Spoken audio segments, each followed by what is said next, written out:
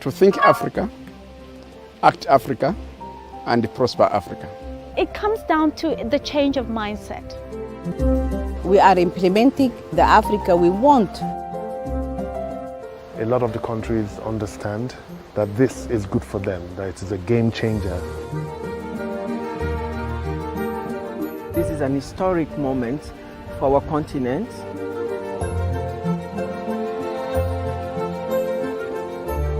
So this is entirely African driven. These African countries are making a treaty among themselves. We've been brought up with so many borders. You know, we have our little countries, we have our little economies, our little sectors. We have so many things that divide us, and I think this is an opportunity to really push against those boundaries and to change them. I think you need to be very, very focused in what you are doing. Once you believe in what you are doing, you see, you should not take your either business or job as something that you must do. Okay, you must take it as it's part of your hobby. When you try a business and you start, you might have hiccups here and there, but it does not mean that that business is not going to work. There must be challenges. In fact, what I keep saying is that life without challenges is very, very boring.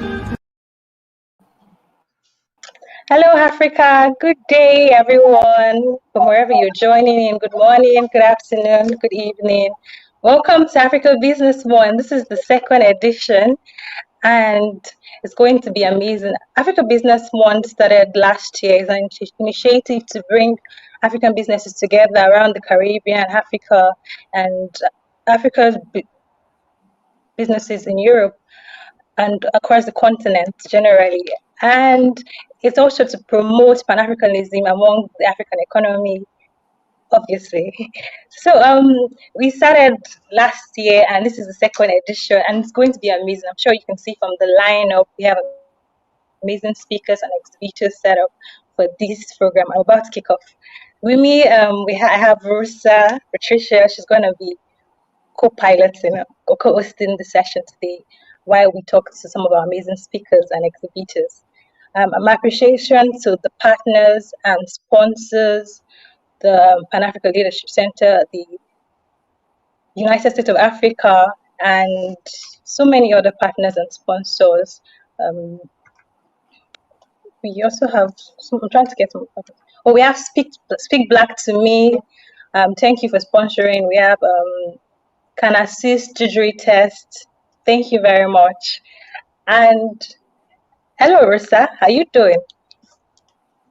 I'm doing good. I hope everyone at home, at work, is doing good as well. My name is Rosa. I just joined the African Business Month, and I'm credit assurance. So I hope we all enjoy this session. Yeah, I'm looking forward to it. We have an amazing lineup of speakers, and I can't wait to talk to them. So to just kick the ball running, we would introduce the first speaker, the person of Sister Sheon Kosorudi. I'm just going to, and all our speakers are already here. Amazing. So a quick introduction of Sheon.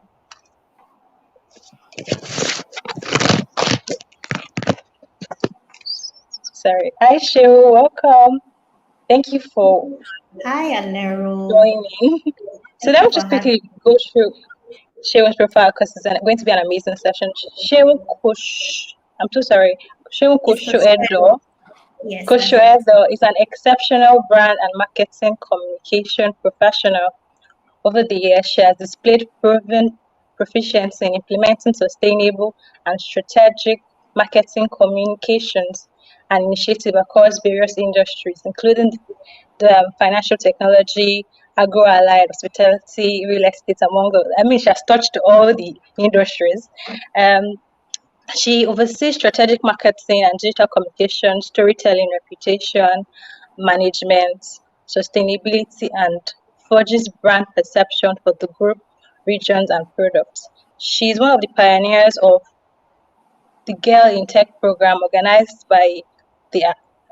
yearly by Africa Agility and the Lagos State government. The program currently empowers 100 girls biannually to build a future in tech. She is a mass communication graduate of Babcock University, is San Remo. She's also a member of the Institute of Public Relations, the Chartered Institute of Marketing, UK, and a Scrum Masters and Allied and Agile practitioner. She's currently running an MBA program in Rome Business School. She's passionate about transforming businesses and individuals. Hi, Sheol. What an impressive profile. Hi, Alero. Thank you so much. So diving right into it here. Can I share my screen, please? Yes, you can. Okay. Just in a bit, it's coming up. Okay.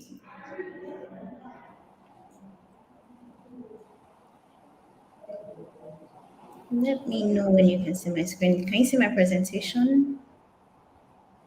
No, I'm not sure. Sorry, Alera, do I have the right to share my screen?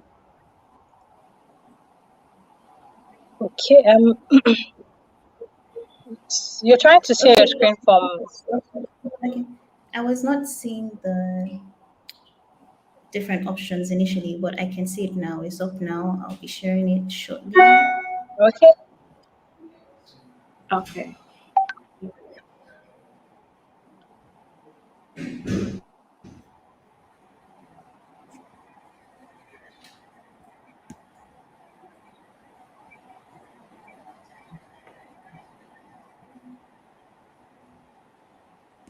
Apologies, I'm having some challenges sharing my screen.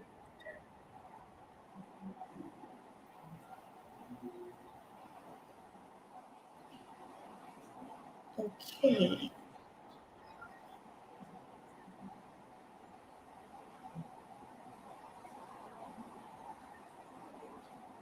Do you know what? Maybe we should just jump right into it. I am not able to share my screen for some reasons.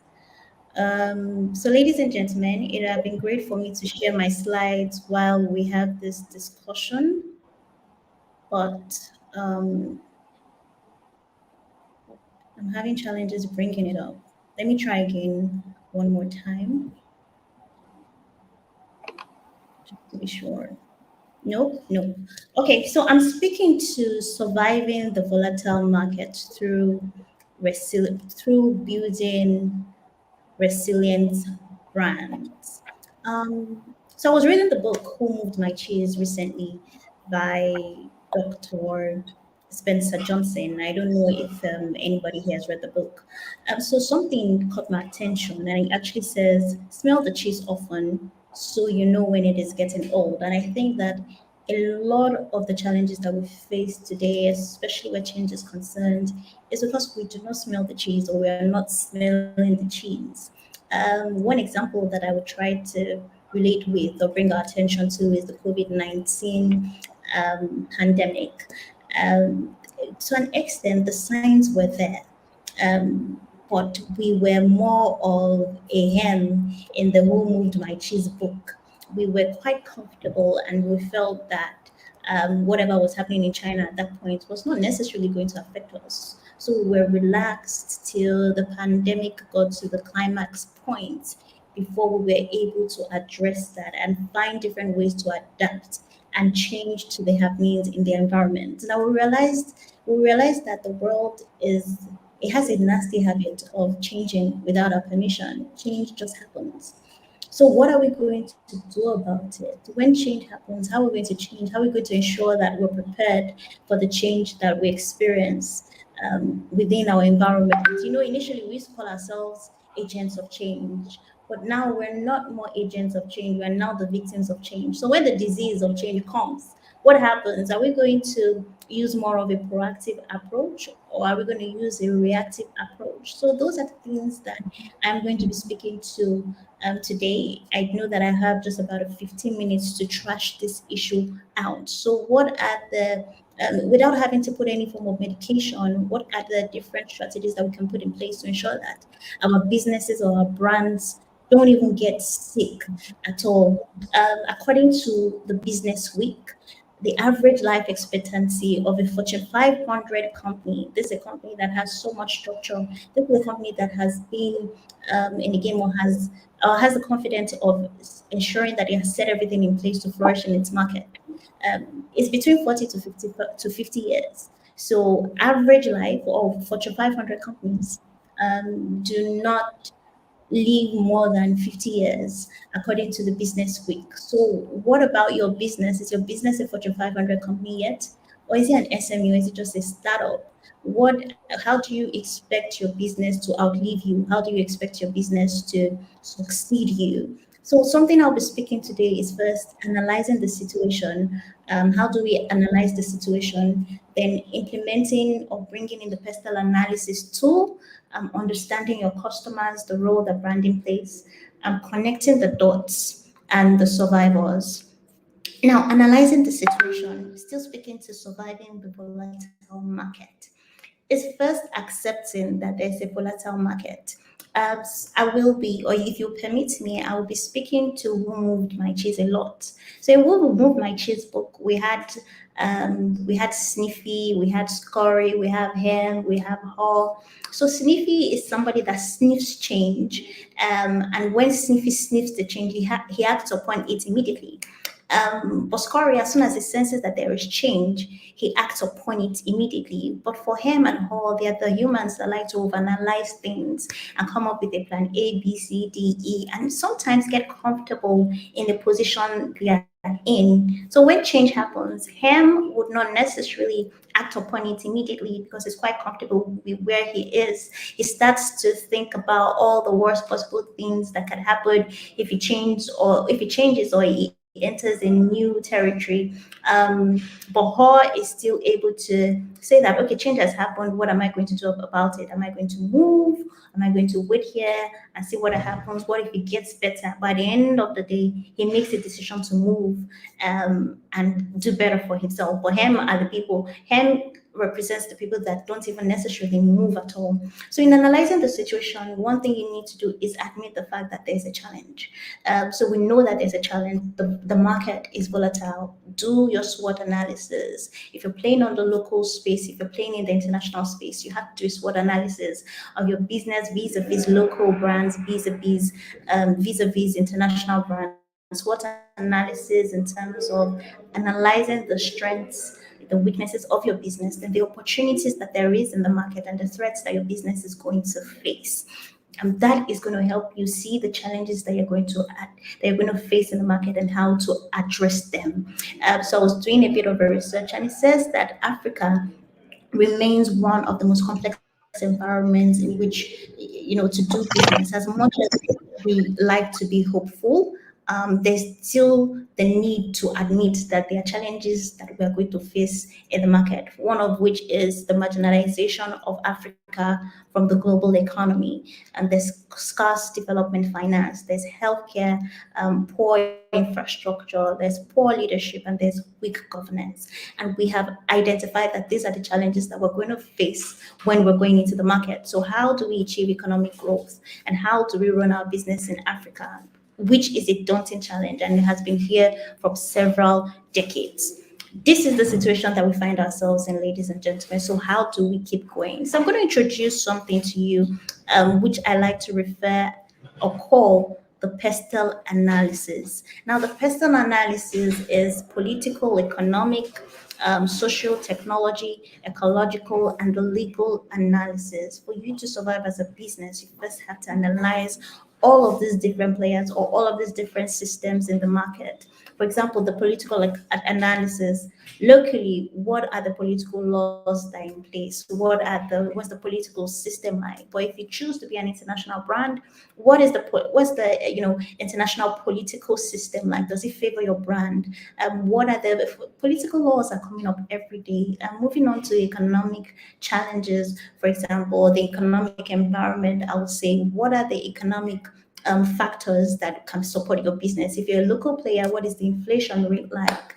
But if you're an international player, the exchange rate is going up every time. Speaking from the perspective of Nigeria, for example, the exchange rate keeps fluctuating, and if you're a business that serves the global market, it will affect your income and your inflow and outflow. It will affect your profit and loss account too as well. So it's something that you have to analyze and bring up strategies so that when it does occur at any point, you're able to tackle it. Now, coming to the social is more about understanding who your customers are, how they think, how they act, what is their region like, what are they doing, what are the trends, what kind of news or media are they consuming, where are they at, how do you identify them, how do you serve them, how do you please them, who are the current brands that they are looking at. So that's something that you need to analyze too as well. Then moving on to the technology, what are the latest tech that you have at your disposal? If I'm coming from the marketing communications perspective, there's the growth of digital technology in the marketing communications perspective.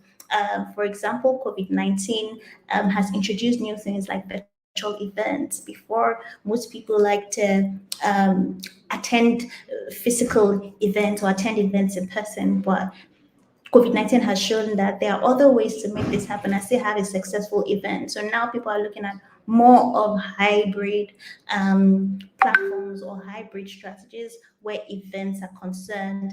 There's also the work from home the work from home strategy or work from home approach that most companies are developing right now. There are different techs that are coming up as a result of work from home so that people or staff or employees can effectively work and implement their activities. There's also the need to examine or analyze ecological factors, especially if you're into energy and the likes. Then assess sustainability issues and everything that you have to do in line with your business, then the legal environment, what laws are guiding your businesses. So when you have been able to analyze all of this, then you have to identify the opportunities. Yes, there are challenges, but there are also opportunities. So you focus on the opportunities and ensuring that your business is tilted towards maximizing the opportunities that you have at your hand. For example, in Africa, we have a population that is fast growing. What can you do about this? What business can you have to ensure that you serve the masses? Remember that the point is to ensure that you're frequently adapting to change. I'll use myself as an example. I was working at a media company sometimes back. Years back, honestly, I was the brand executive. The media company was doing so well, especially when BBM was reigning at that point. But BBM's, should I say, brand appreciation started to reduce at that point, and it affected the company that I was working with because a large percentage of the company's subscribers were on BBM. BBM was literally the strength of the company. Some people have Instagram, some people have Facebook, some people have other platforms as the strength. So it was affecting the company, right? But I was still trying to push to make it happen. I was still trying to work to make it happen. So we had a management meeting or a stakeholders meeting, and we said that, okay, there's the need to shut this business down and move to other things. Imagine moving from a media production company to moving to a travels business. That's an unknown ground that I literally knew nothing about. But because I was so passionate about what we were building for the media company, I told the CEO, no, I was going to take this up and I was going to build it and see how we can make it work regardless. At that point, I was being him. I literally didn't see anything great about the I didn't see any potential in the travels company because it was an unknown ground. Kept on working hard to ensure that the media company worked, but it wasn't working at the end of the day, so I got burnt out. But later I moved on to Travis Company, and the Travis Company right now, even after I left, is doing way better than I had imagined. So you have to identify the opportunities, and even if you need to shift from where you are from point A to point E, you have to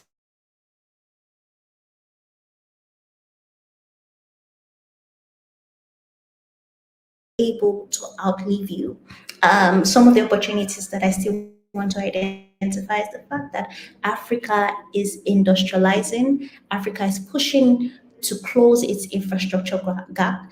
There's innovation coming up. There's so much going on in the tech industry, especially where Africa is concerned. Even agriculture and resource wealth too as well. I'm in the tech industry. I'm currently in the tech industry, so I see a lot of things, a lot of development. going out or churning out of the tech industry, I'll say, then obviously the potential increase in digital and mobile access. Literally almost everybody is going digital. So these are some of the things that you need to analyze, especially where the situation is concerned. You need to sit down and analyze the volatile market. So after you have analyzed the environment that you're playing in, then you have to understand your customers. In the world of today, there has been a sort of transition, a sort of movement from being so of course there was first a market orientation, a product orientation kind of brand that is creating a product and just taking it out to the market and expecting people to accept it.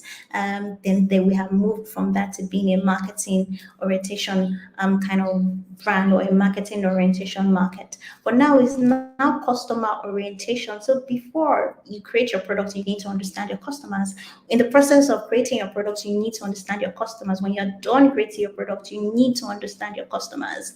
At every point, even when your product has gone into the market, after your go-to-market strategy, you need to know what your customers want, because at every point, customer loyalty is shifting, customer trends is shifting, the way that they accept different things is also shifting as well. So you have to be abreast, you have to be in tune with all that they want and all that they need. So how do you understand your customers? I've been able to divide it into two parts. So the first, you have the demography, then you have the psychography. Demography includes understanding the different generations, the way you will service or the product that you will create for a Gen Z is different from the product you create for a millennial or a Generation X or a baby bloomer.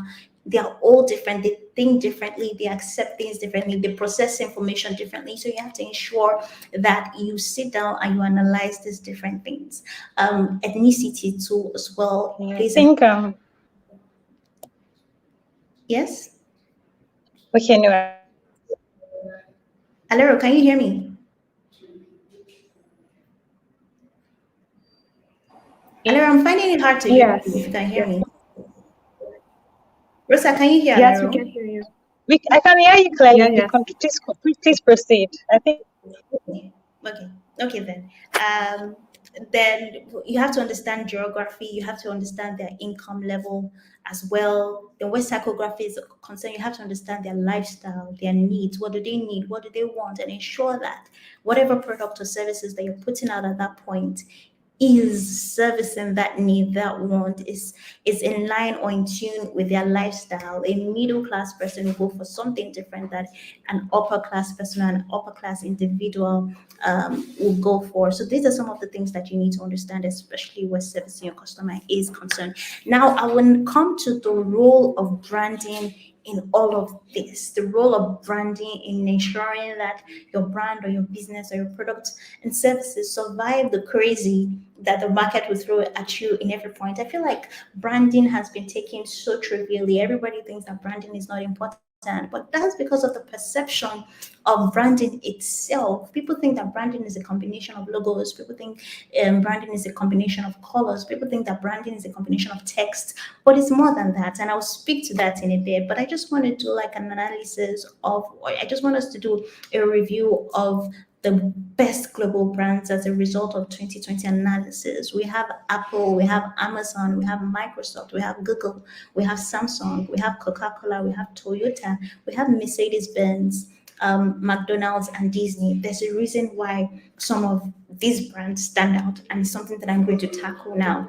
First, what are the myths of branding that we currently have? People say that branding is a simple name. People say that branding only tangible products that can be branded. People say that once created and launched, brands take care of themselves. People say that organization or company owns the brand. But I'm here to tell you that no, that's not the situation. Branding rests in the minds of your customers. So that's why you need to understand them before you even brand your product too as well. It's a combination of promises that you will make to your customers over time. As your customers' demands are changing, you need to change your brand promise. You need to change what you're promising them. It's also multiple experiences over time, when or the customer journey, when they come in contact with your product from start to finish, from when they're searching for your product, from when they are asking about your product, from when they identify that they have a need for your kind of product, what's the experience that they're getting up until they finally purchase your product or your services? What is the experiences that you're selling, delivered with a consistently high level of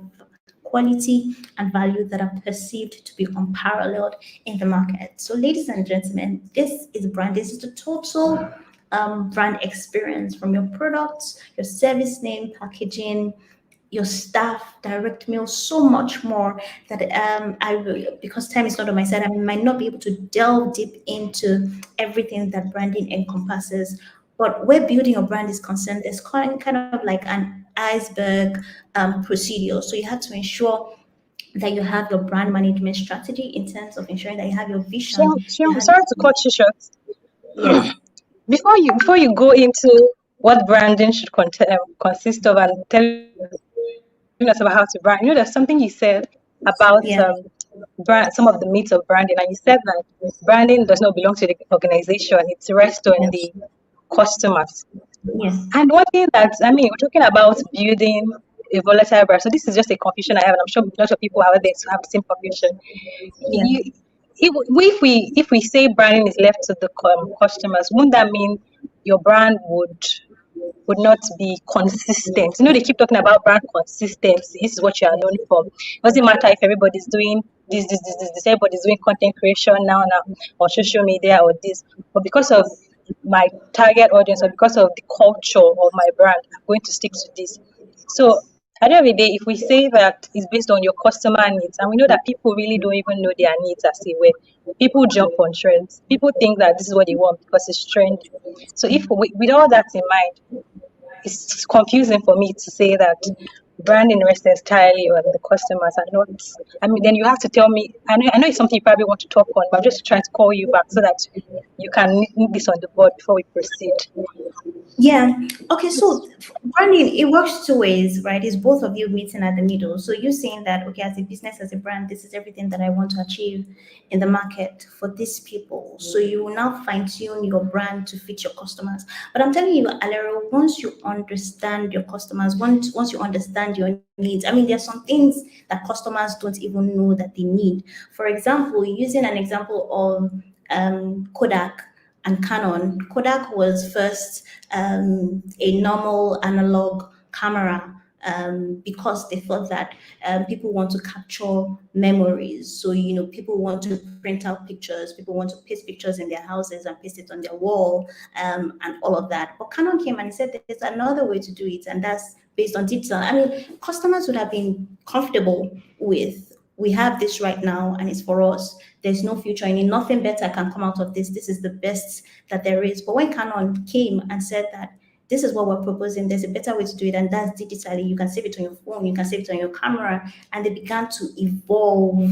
At that point, there was a switch, but it was hard for Kodak, which had basically the same, should I say, objective as Canon, I would say. But the difference between Kodak and Canon was the fact that Canon was able to evolve, or was able to bring in something new that the customers didn't even know that they had, but they saw it in the future that these customers will need it at some point in time. So at that point, there was a switch from Kodak to Canon, and Kodak was not even able to change or adapt to different changes. So I'm telling you that, yes, be true to your promise, be true to what you say, but at the end of the day, you need to adapt to the different changes. You need to adapt to the different customer lifestyle. So at the end of the day, your brand promise actually changes in line with what your customers want, because they bring in the money if you look at it.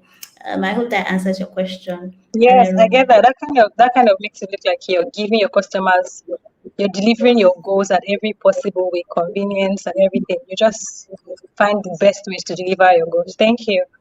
Wait, exactly. Hello, can you hear me? Yeah, yes, I can. Yeah. So yes, okay. thank you. Okay, so moving on. As I was saying that brand building is from bottom up. So there are certain things or certain bedrock or stones that you have to have in place before you now project or build that brand that you want to build. And most of these things are internally. You have to have your brand management strategy, you have employee buy-in, commitment, and passion, your service delivery processes and system. You have to ensure that you have a brand differentiation strategy and your brand uniqueness strategy, your brand positioning, and your brand image. So at this point, after you have understood your customers, you will now determine what positioning you want to have in the minds of your customers. So positioning statements would address what your brand does, who it is servicing in the market, and how it is going to service them. So at that point, you now have a clear and depicting image in the minds of your customers. Now, brand identity is everything that is physical that you want your customers or your target audience to identify with, especially when they come in contact with your brand. Now, those are your logos, your website, everything literally that is physical. Then your brand personality. When your customers see your brand, what kind of person do you want them to think about? Do you want them to think of a Will Smith? Do you want them to think of somebody from X-Men? Do you want them to think of somebody from Avengers? Do you want them to think of an Obama? Do you want them to think of an old and wise person? Do you want them to think of a young and funky person? So this is something that you have to define. What is your brand promise? What is your value proposition to your customers? Then you will now form your vision, all your values, everything is tied into what your brand is. I hope you can see with me that branding is more than what we actually think of. So all of these things, once you have developed it, it will now form your logo, your design, 3D applications, ambience, signages, and all other things.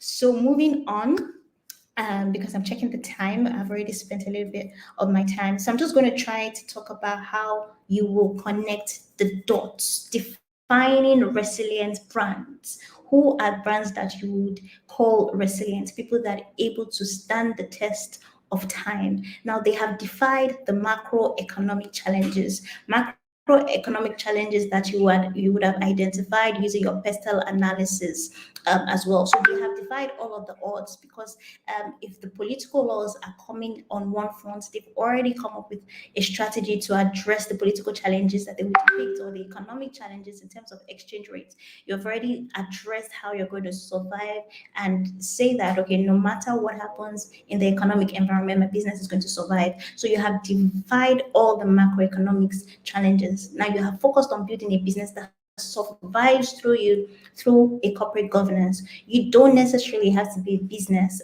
Here in Nigeria, we use PLC. Some countries use LLC.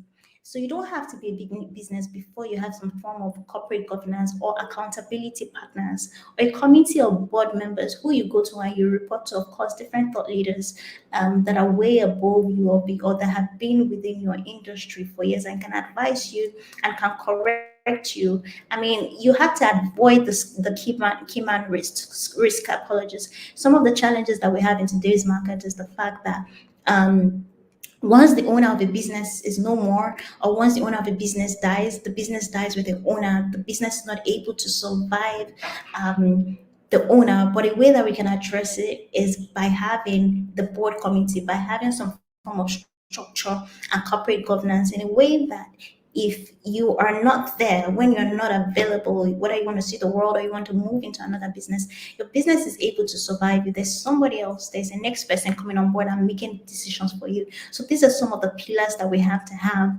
on our businesses in order for us to survive the existing volatile market.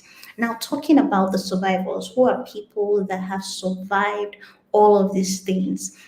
Successful African innovators are also deeply conscious of the barrier to their business successes. That's why I said at every point, no matter how much we try to be optimistic, you have to identify or accept the fact that, yes, Africa has a lot of opportunities. It has a lot of things to be excited about. We have tourism, we have tech, we have so many great things and beautiful things about Africa, but you need to be conscious of the different challenges and the roadblock at every point. Be optimistic, yes, but know that these are things that if they come in place or if they come and attack your business is going to crumble.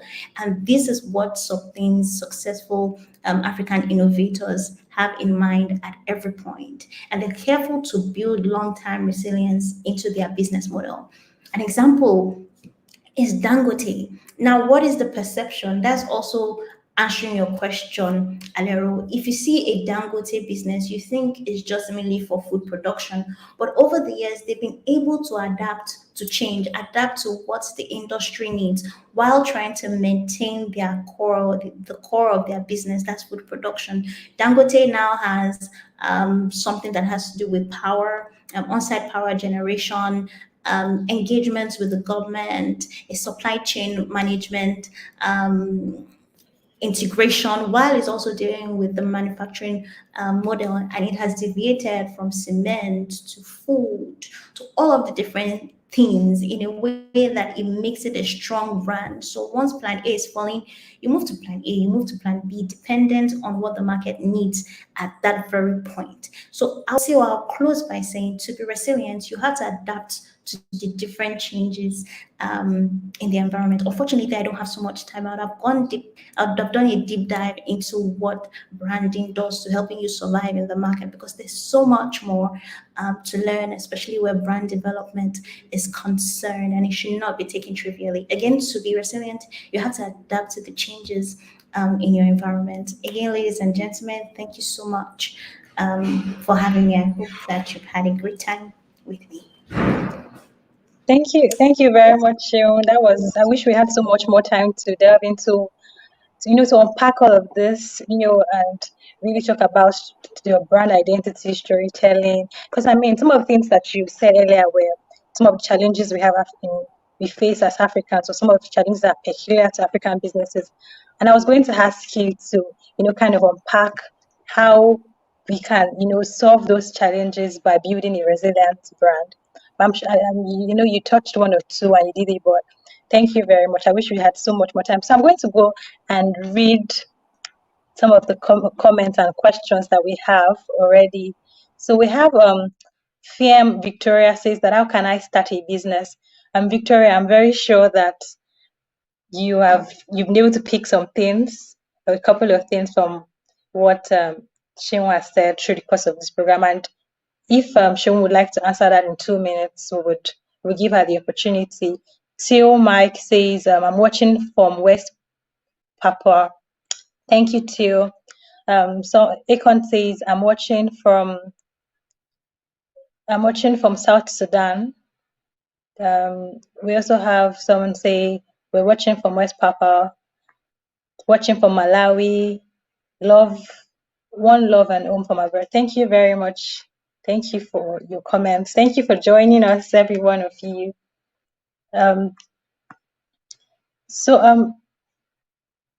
Sheil, do you want to answer that question about how to start a business? Because I feel like it's really broad. In one word, if you're going to answer Victoria. So I would, like you said, there's no right or wrong answer to that question, but I'll say just do it. I'll take Nike's slogan and say just do it.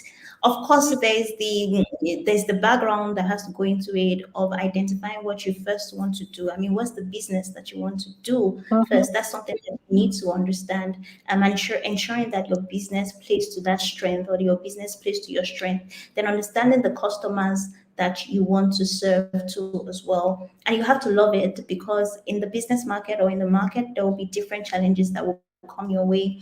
Most business do not start surviving, like fully surviving, until 5 years after they have been in the market.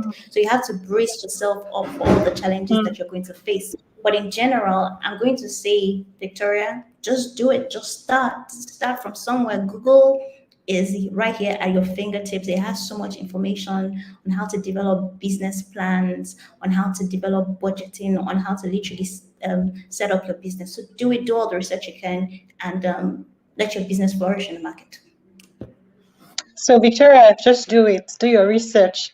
Brace yourself for the resistance that you just build resistance, because as you've said, businesses do not necessarily flourish in the first 5 years. So be ready for everything that comes your way, and love it. Thank you very much, Cheryl.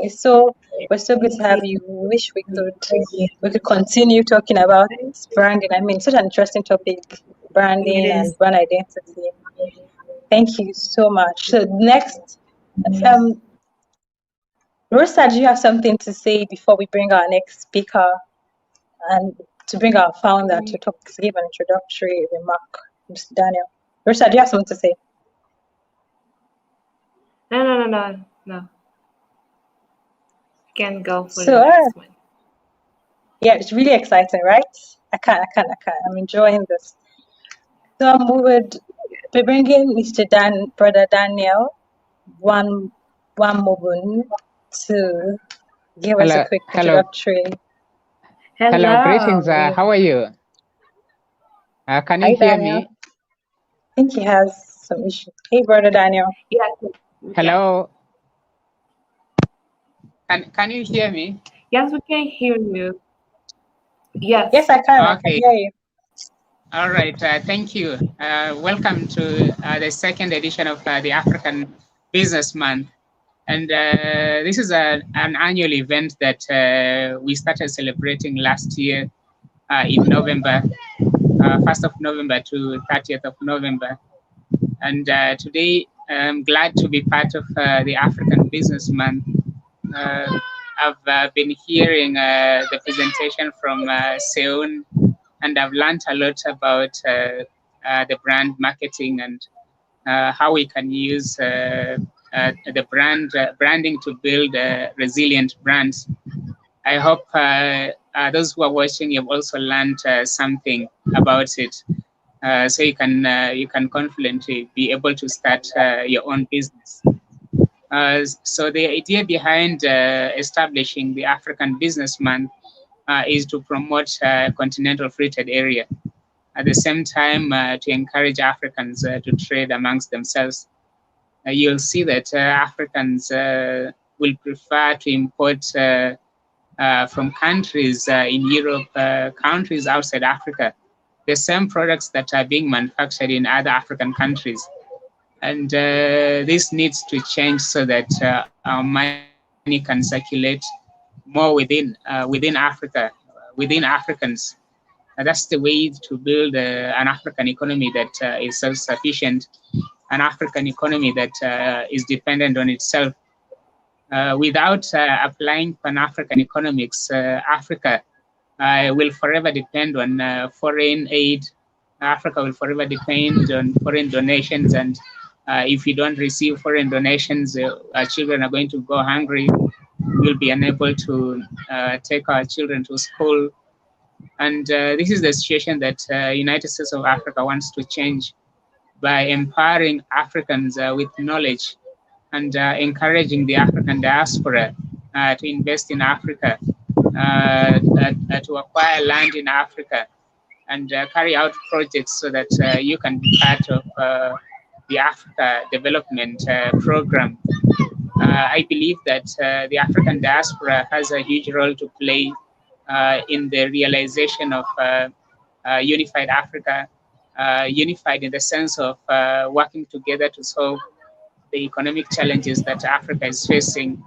I strongly believe that Pan-Africanism is a powerful tool and can be a catalyst for Africa economic development if we utilize the strengths, the natural resources that we have in Africa, the young, vibrant population, and the potential that the African diaspora brings to build an African economy that is not dependent on foreign external factors. So I'm very excited about the African Business Month, and I look forward to learning more from the coming guest speakers. Thank you for tuning in. You can share with your friends, relatives, and be part of the African Business Month. Thank you.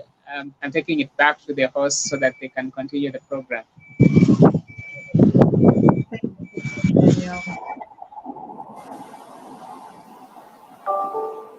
Thank you, Brother Daniel.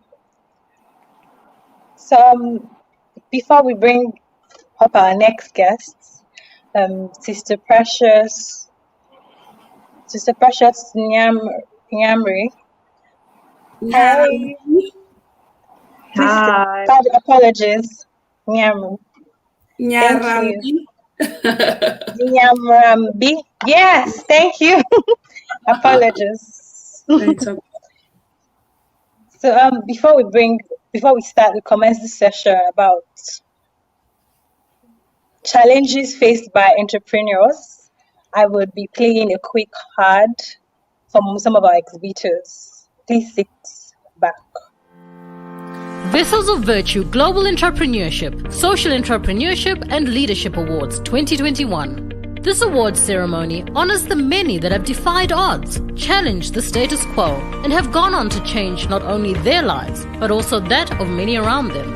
The awards bring together active stakeholders from around the globe with the aim to appreciate, honor, and support achievers, and help narrate the positive impact individuals are making in their respective countries, continents, and the world at large. Nominations will be made across men and women in different age categories, on country level, SADC, East, West, North Africa, the African continent, and global. For more information, or to partner with us on this historic, groundbreaking event, or to make nominations in the various categories, contact us on the details below.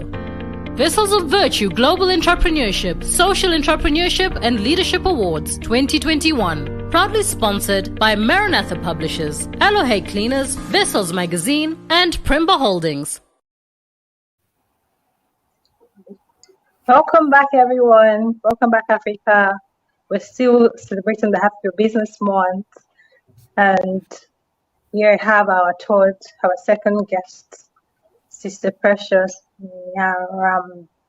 Yes, Nyarambi. Thank you. So by way of introduction, I would just be going through reading a brief profile of Sister Precious. Precious Nyarambi is a social entrepreneur, international speaker, coach, mentor, and author. She founded Vessels of Virtue, an organization that holistically empowers and transforms youth and women, especially from previously marginalized background. The organization has a marketplace mandate of seeing individuals, family, communities, and nations having a voice over the mountains of influence. Vessels of Virtue as an academy of entrepreneurs, a magazine, a beauty range, and TV show under it. The organization collaborates whenever possible. Precious Nyarambi is also the managing director of Aloe Cleaners and Premba Holdings. Hello, Sister Precious. Thank you for joining us in this Africa Business Month, the second edition. It's so great to have you. Thank you so much. Thank you so much. For women and youth. Thank you. Thank you. We will just be diving straight into the topic of today's discussion. But I don't know if you would like to talk about the ad that was just played before you commence, or you would like to just go straight into the topic of today's discourse, which is challenges faced by entrepreneurs. I'm sure we have a lot to hear from you, from your stories as an entrepreneur, and even your experiences dealing with other entrepreneurs in Africa. So would you like to go straight in and just talk to us about this topic? What do you think? How do you think is the best way to deal with these challenges, or how do you think that these challenges faced by entrepreneurs, what's the best way and the best mindset to deal with these challenges? So anywhere you want to start, if it's from the mindset of the challenge of dealing with the challenges or the challenges generally, the floor is yours. Thank you so much to you guys. Thank you for the wonderful opportunity, and thank you to Brother Daniel. I'm humbled, I'm honored to share my little knowledge that I have as an entrepreneur. I know it's quite a lot. Let me just start maybe by introducing the awards that we are launching, which is our inaugural event on the 18th of November. That event will be held in Sandton with the aim to commemorate, with the aim to appreciate and honor leaders and entrepreneurs, social entrepreneurs that are doing outstanding work, and not necessarily because they have high returns on their bank accounts, but also some of the impact work that they are doing that is not easily recognized by the bank statements, but also through different people that the leaders, entrepreneurs, and social entrepreneurs have impacted. So we thought that we have just been going through a lot globally due to the global pandemic of COVID-19. So we thought, as a way to honor, to appreciate people that are doing outstanding work, how best than to have an evening of celebrating, appreciating, honoring people, and just telling them that they are doing amazing work amidst the challenges that entrepreneurs face on a day-to-day work. So it's not limited to South Africa only. It's not limited to Zimbabwe only. We have opened it up to the world at large for people just to give in names of people that they feel they've done outstanding work. And so we have partnered, we are still partnering with different organizations to make this vision alive. Thank you for the opportunity to share just a little bit about it. And going straight into my topic for the day, which is the challenges that entrepreneurs face. It is, on a day-to-day basis, being an entrepreneur, it requires so much. It requires tenacity, it requires strength, it requires boldness, it requires courage. It requires so many things, waking up every day to making things happen. It's not necessarily easy. So well done and congratulations to all the entrepreneurs, the leaders, the social entrepreneurs that are trying to make an impact in the season that we find ourselves in. So there are many challenges that we face, but the mindset that I would really want to emphasize is that, number one, when you find yourself facing a challenge, I always feel that the universe, or if you believe in God, has trusted you enough to come up with a solution that will change it. The more you get frustrated with the challenge, the more you've been entrusted to come up with a solution. You just have to dig deep within yourself to be able to find a solution that you're going to use and apply for the betterment of your organization, yourself, and the community at large. That's my number one. You've been trusted enough to come up with a solution. Those things that frustrates you the most in life, if you dig deep within yourself, you'll be able to find solutions yourself within yourself. If you allow yourself to learn and you open your mind to learning and being exposed enough. And number two, I feel that if you allow the process of facing challenges, of accepting that here's a challenge, and you accept that it is a challenge, you are also able to grow because it's the first time that you're facing this challenge, it's the first time that you're facing this hurdle, and you allow yourself, you accept that it is a challenge, then you delve deep into it, you'll be able to grow. There is some stamina, there is some strength that you get as you unravel the challenge, you grow. So I have learned over the years that, yes, the first impression that you might get from me when I face a challenge is you might find me crying, you might find me weeping, you might find me very discouraged, but I accept that there is a challenge. Then I begin to unravel it. And then when I begin to unravel it, there's a growth that just happens within me. Every time I then am able to solve a problem, I've grown. I'm not the same person you knew before that problem. So I have learned to accept challenges and problems as opportunities for me to grow.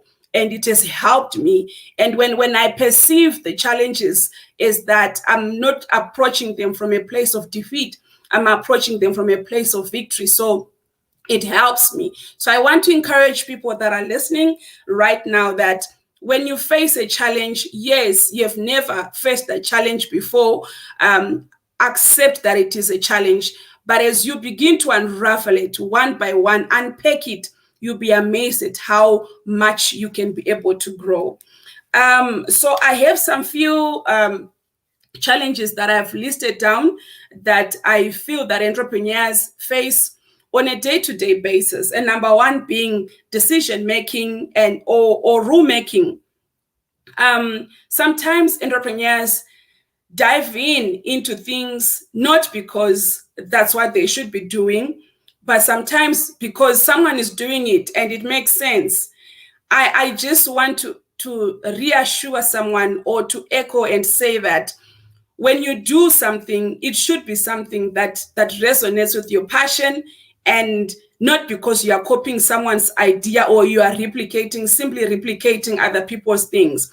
And when you are clear on what you should be able to do, you are passionate about it, it also means that even when things are not going the way that you want them to, you have the stamina, you have the boldness, you have the courage, you have a personal conviction of where this thing and how this thing must be done, because it's personal and you know that you can also sacrifice for it. So I find that sometimes just that ability to make sound decision from a sound mind, sometimes it's so difficult.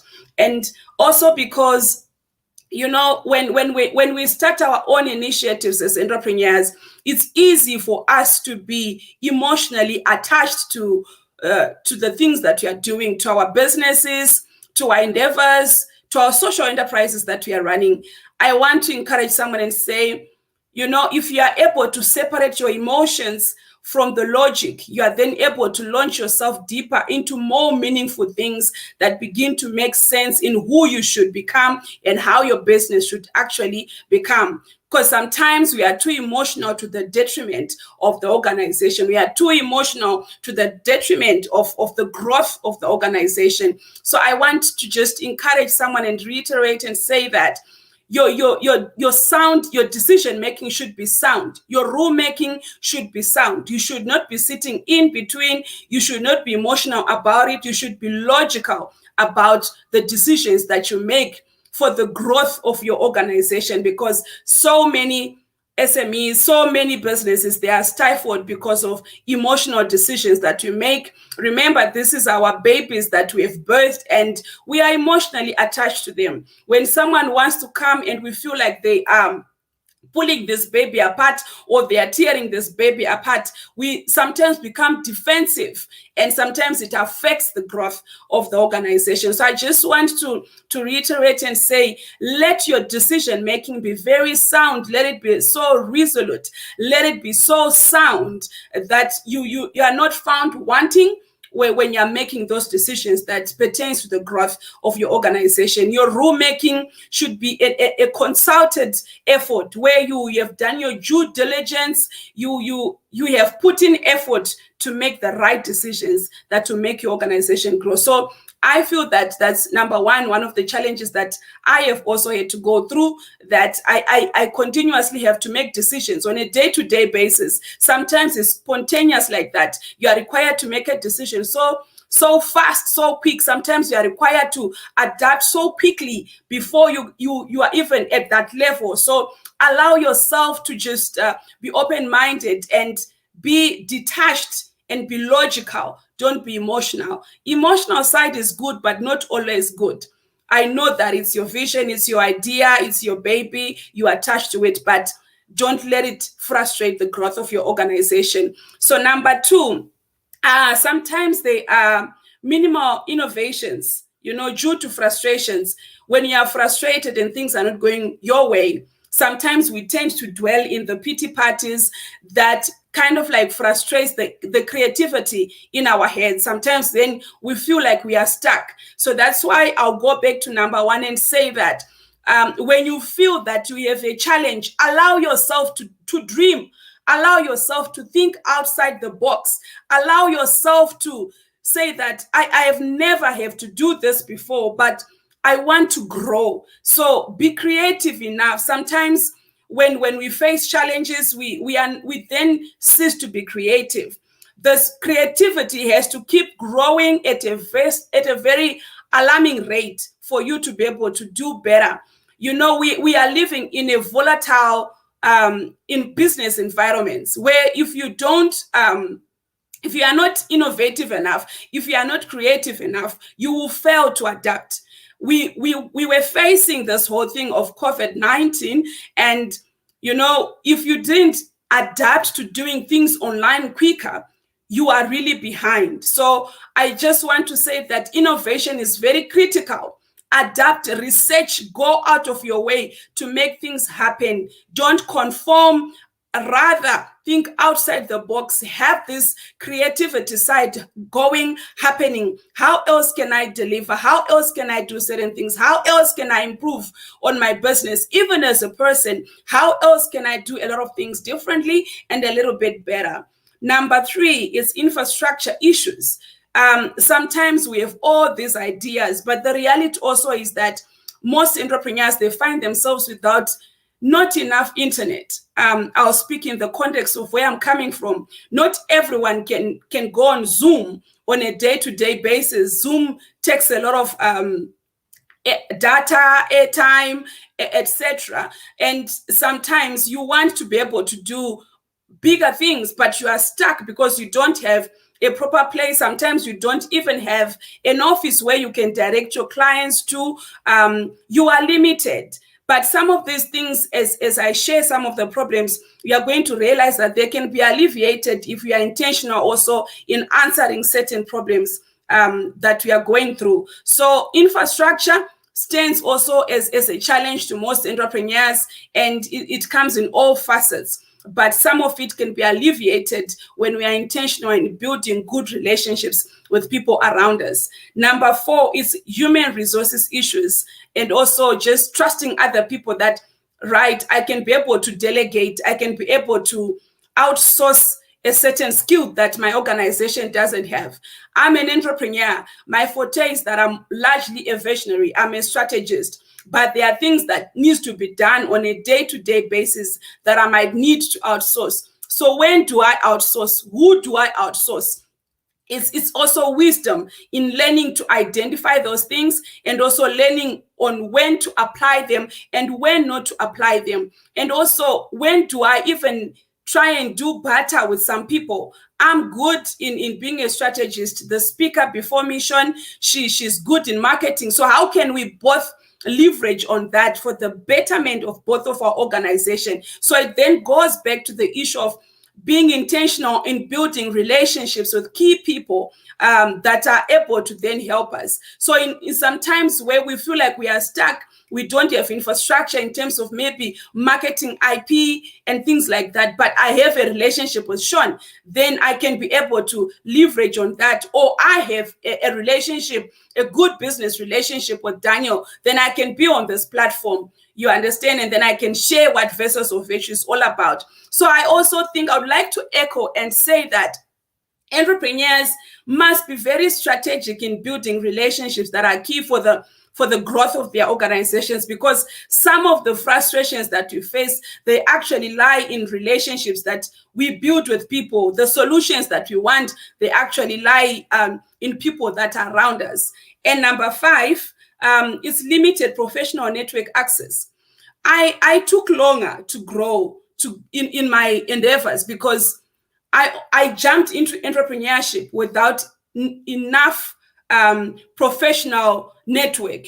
And I want to really emphasize this and say that entrepreneurs, they need the corporate support. They need the professionals for them to do better, for them to grow. So that's one area that we need to invest in largely. We don't work in isolation. The people that are going to procure our services as social entrepreneurs is the bigger corporates. So we need to be open-minded and being deliberate in making sure that we have the right corporate presence. We need to have the right corporate presence as entrepreneurs that will help us with addressing the issues of not enough access to corporates. So we need to be intentional, build relationships with people that are key. Some people, you don't even have to pay them. You have to talk to them. You have to exude passion for them to be able to help you. And then you can be able to scale your work. Some of the issues is time management. You know, for you to plan every day to say that I'm going to intentionally, continuously, consistently, diligently, excellently, efficiently, effectively deliver on this thing that I'm convicted that I should be doing, it's another story. You know, I know that most times entrepreneurs, they want to talk of money and say, I don't have money to do this, I don't have money to do that. But I want to assure you that there's a little word that is called consistency. If you are consistently doing something effectively, efficiently, and you deliver at your best, word of mouth can speak for you. So I would want to encourage entrepreneurs and say also that focus on having something that is sellable. Focus on redefining something that makes sense. Focus on having a model that people are willing to pay for. And that speaks for you even when you are not there. You should be known that when it's this, Precious will execute and deliver very well. And that should be a deliberate effort. You harness that thing that you are saying you're doing. You stand out. You stand out. You differentiate the game. You become a disruptor. I promise you, no one can ignore someone who is doing amazing things that are changing and have influence, have impact. People can only ignore you for a certain extent, but to a certain extent.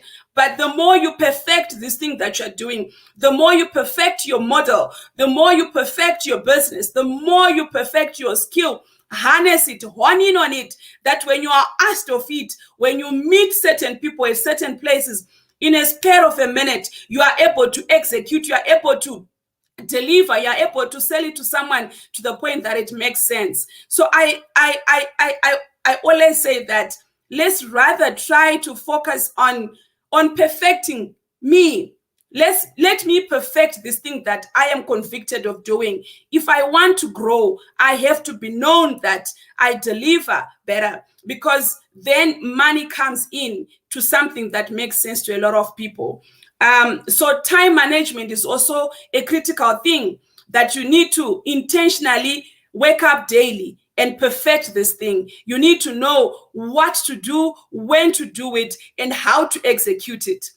And because sometimes you are facing these frustrations, you are facing these challenges. If you don't have your to-do list that you yourself execute on daily, you'll be stuck.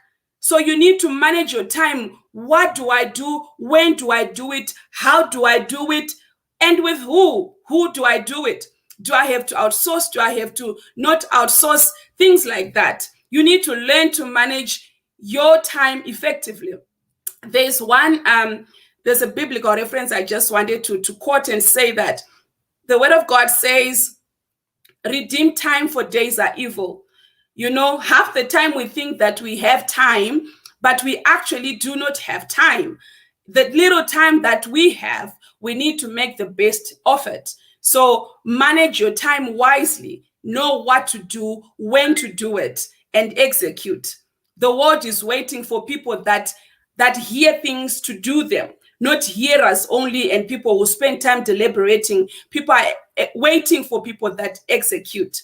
So then when you have a clearly defined thing, a clearly defined model, a business model that works, I promise you money will come. So when you allow yourself the process, the speaker before me was talking of 5 years, or before a business can really be noticed to be saying that it's making money and things like that. Allow yourself in that period to learn and grow and become better. Allow yourself to just sit and learn, perfect yourself, become better at what you are doing. And when the time for returns comes in, you will notice that you have invested time. So don't waste your time on idle things, but rather focus on the things that make sense. I want to assure you that a model that makes sense, people will pay for it. A business model that makes sense, people will pay for it. The challenge is sometimes we feel that we do not have finances, but the reality is we have not dealt enough with this thing that we want to sell. We have not done our due diligence on this thing that we want to sell. I want to encourage you, spend time on this thing that you say you are doing, on this business that you say you are building. Analyze it, spend time on it, and you will see that when you begin to spend time with it, you become a master of it. You become better at delivering it. People will pay for it. The challenge is sometimes you want people to pay for mediocre, and sometimes it doesn't make sense. And lastly, there's a challenge that I've often heard people say of loneliness. But if you are busy, you can't have a challenge of loneliness. So I want to encourage you that use your time wisely, redefine your business model, let it make sense, let it be clear, let it be a smart objective, let it be something that makes sense, competitive enough, a disruptor, something that is set apart, that thing people can be able to pay. And also be intentional in building good relationships with people, because you do not know who speaks what on your behalf. So as you grow, as you perfect yourself, as you perfect your business model, build good and sound relationships. Use your time wisely to perfect this thing that you are building. Use your time wisely to perfect even yourself. You are also a project, so use time wisely. And when you have sound relationships with people, some of the challenges, they are actually addressed. So I want to encourage entrepreneurs today and say that be intentional in having good relationships with people and have a sound mind always. Don't tie in emotions and logic. Have a sound mind. Thank you so much to my hosts for the opportunity once again. Thank you so much, Sister Precious. That was amazing. Thank you very much. Some of the things that you said, you said something about separating yourself from the business. Don't be emotional, because I feel like that's one of the things that I take strongly from everything that you have said today. Because if we do not separate ourselves from business, then you can be emotional. If somebody, then you won't be able to take constructive criticisms, like you said, because you're very attached to the business. So if someone gives you criticism, you take it as a criticism against yourself and not an avenue to grow. Thank you very much. And then you said something about every challenge that comes your way, you have the solution on your inside. I vehemently believe that. I vehemently believe that if you are frustrated by this problem, if problem begins to continually catch your attention, it's because you are equipped or you're able to solve the problem. And that's one of the ways that I feel entrepreneurship should be viewed. I feel entrepreneurship is about solving problems, like you said. It's not about making money. And if you really want to solve problems or to build a brand that would last, you have to invest in yourself. You have to collaborate, because you alone do not have the flavor that the business is. And that's what we're talking about in African Business Month today. That's one of the things that we really would like to highlight in African Business Month. Collaboration across African countries, across the continent, across the Atlantic, across the Caribbean. So that's one of the things that we would like people to do differently after this celebration, after this conference, that we collaborate more as African businesses, that we patronize ourselves, patronize African businesses, that we support each other and one another, that we build a proper business structure. And based on our identity, we change the narrative and actually put our foot to the ground and build and launch proper business structures or proper business models as Africans. And thank you very much. Rosa, do you have something to say? Thank you, Madam Precious. Yes. Thank Firstly, you. I would like to thank to Sister Precious. And I would like to ask a question, especially regarding the separation of the emotional component and the business world. How the sister would give some tips to people that are facing with this challenge now, and how they can improve that topic. I think that I'll start by emphasizing or reiterating the issue of good relationships with people, right? So one of the things that I learned from one of my mentors was the personal boardroom. When you have the personal boardroom, for instance, look at the people that are around you, right? You probably have your mother, you have work colleagues, you have some senior people that you look up to. Maybe you've just never maybe gone to certain people and tell them, you know what, you serve as an inspiration to me. And why I'm emphasizing that is that those are some people that might have certain expertise, that might carry a certain voice that you do not have. So when you go and you sit down with them, they have an objective mind. They have a clear mind to be able to speak into your business based on expertise, based on experience. And because when you, it's your baby, you are attached to it, is something that you started from scratch. So it's natural to be attached to something that you started, sometimes to the detriment of its growth. So you sit there, if someone tells you that the way you've been doing this is not right, you want to defend the wrong because you are not seeing the blind spot. But someone who is not emotionally attached to it, they are able to tell you that, no, Precious, if you keep this part, it's not going to make sense. It's going to frustrate your growth because they don't have any emotions attached to it. So I want to emphasize the need to have a personal boardroom. It's a support group of people that come and help you. They carry a power role. So they carry a power role. They carry an influential role, they carry an informational role that they positively contribute. So you are able then to go and bounce ideas and say, I wanted to execute this. What do you think? I wanted to execute this. What do you think? Based on what their expertise are, they are then able to help you to do better, to deliver better. So I always say that just try and make sure that you have different people, not yourself alone. Don't ride this entrepreneurship journey alone. Rather, have those people around you that you can leverage on based on their experience, based on their roles on the corporate space. You know, sometimes as entrepreneurs, we want to run these things solo and we don't have the corporate presence.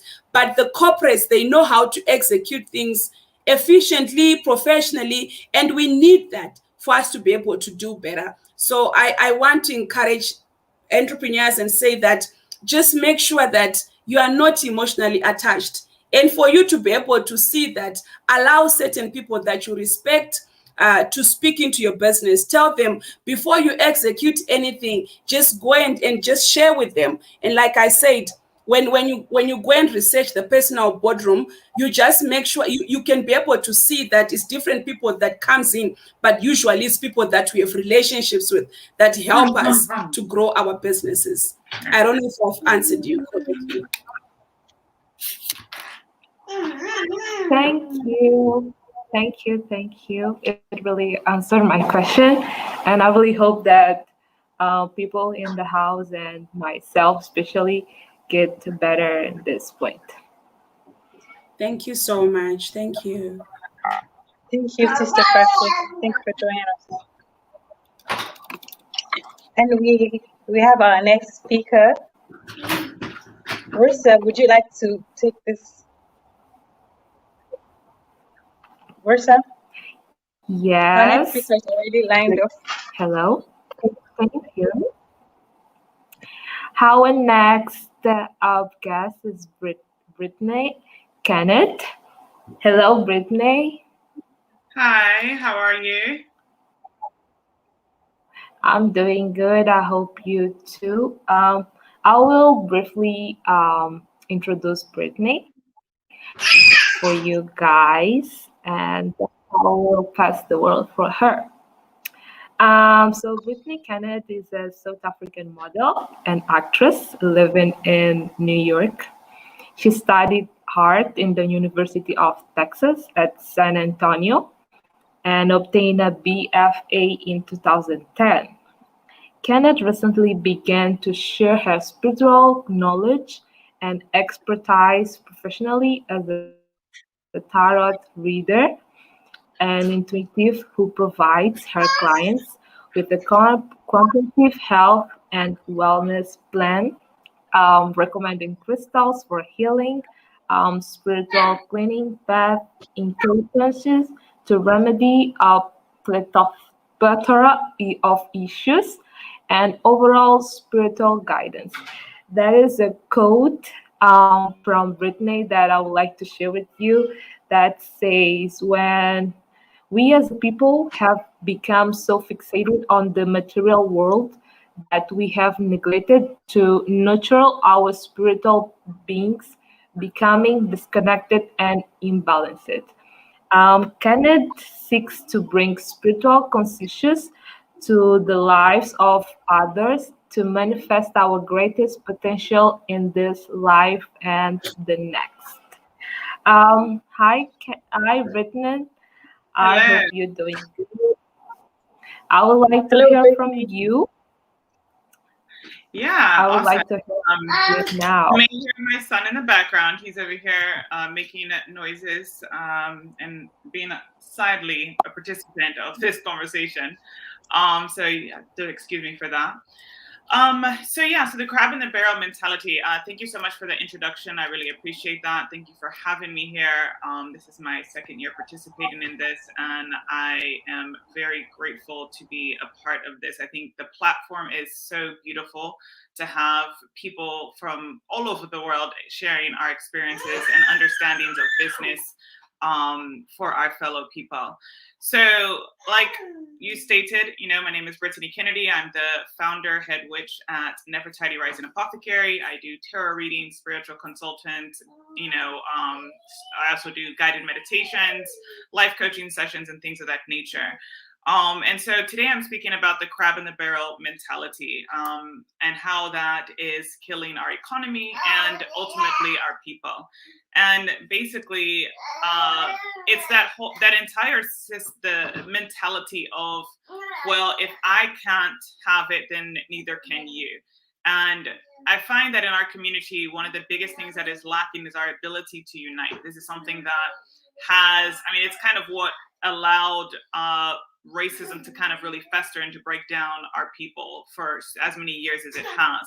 And that mentality is, I think, what facilitated where we are today and how we are not really sticking together. When it comes to business, one of the things that I've been thinking about is what makes a business successful. One thing is that it solves a problem, right? It solves a problem in the community. I think when you have this kind of business model, you will be most successful. What can you solve in your community? Whenever you do that, you're basically feeling a need, right? And so therefore you will have clientele, you'll have people coming in because you are essentially feeding a need for them. The next thing that I think is also ideal and wise is to make sure that you create unity in the community through that business.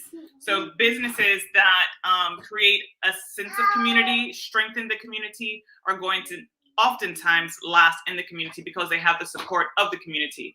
And then the third thing that I would say is having some kind of philanthropy mission. When I was doing business plans for other brands, I was working as a brand ambassador for a company called Sand by Saya. And when I was working on her business plan, I did so much research on her competitors. What I found that made them most successful was that they had a philanthropic component where they gave back.